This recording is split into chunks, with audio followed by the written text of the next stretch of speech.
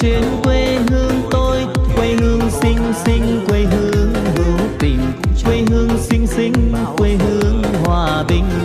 Đường nở hoa trắng xanh vàng tím, đẹp làm sao bướm bay chập chờn.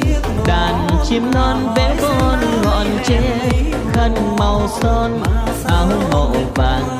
Ơi bà con đến xem mùa cưới, chân hai cong tay rượu hồng. Lâu thật lâu mới thấy được ngày vui.